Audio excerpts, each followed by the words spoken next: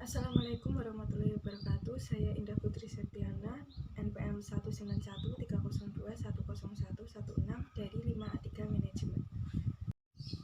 Saya akan menjelaskan tentang materi ke-10, yaitu penerapan strategi, struktur organisasi, dan kepemimpinan strategi. Yang pertama adalah implementasi strategi. Merupakan pengelolaan bermacam-macam perangkat organisasi dan manajemen yang mengarahkan dan mengendalikan pendayagunaan berbagai sumber daya perusahaan yang terdiri dari money, method, material, machine, and market. Manajer dalam implementasi strategi adalah mengubah rencana-rencana strategi menjadi kegiatan, lalu kemudian menjadikan hasil-hasil yang diharapkan. Untuk itu, manajer perlu menciptakan keterpaduan antara situasi organisasional dan manajerial perusahaan. Nah, keterpaduan yang dimaksud di sini adalah keterpaduan antara strategik dan berbagai kebijakan fungsional. Yang kedua adalah struktur organisasi. Struktur organisasi sendiri adalah penggambaran rangkaian kegiatan yang diarahkan dalam pencapaian target. Nah, pencapaian target ini tentunya harus mengacu pada visi misi serta strategi yang ingin dicapai oleh perusahaan. Struktur organisasi selalu diikuti dengan penulisan job description untuk menjelaskan apa saja tanggung jawab, kewenangan, dan tanggung jawab dari setiap jabatan yang ada di dalam struktur organisasi. Ada beberapa struktur organisasi, yaitu yang pertama struktur organisasi sederhana yang terdiri dari pemilik dan juga karyawan.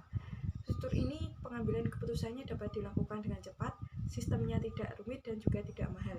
Lalu kelemahannya adalah cenderung berfokus pada pemilik perusahaan dan tidak sesuai untuk organisasi yang besar.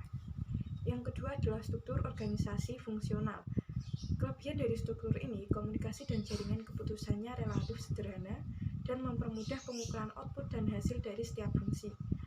Sedangkan kelemahan dari struktur ini dapat mendorong timbulnya persaingan dan konflik antar fungsi dan juga mengakibatkan sulitnya koordinasi di antara bidang-bidang fungsional. Yang ketiga adalah struktur organisasi divisional.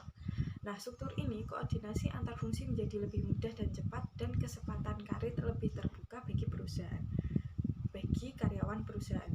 Sedangkan kelemahannya, beban rutin CEO berkurang sehingga mempunyai waktu untuk keputusan strategis dan sangat potensial untuk menimbulkan persaingan antar divisi.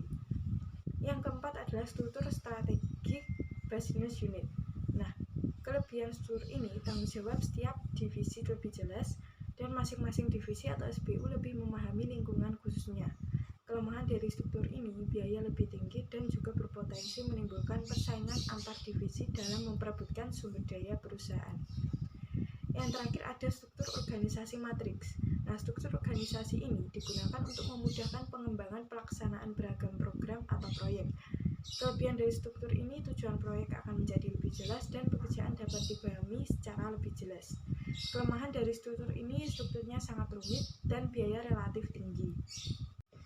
Yang ketiga, kepemimpinan dalam manajemen strategis. Menurut Arthur A.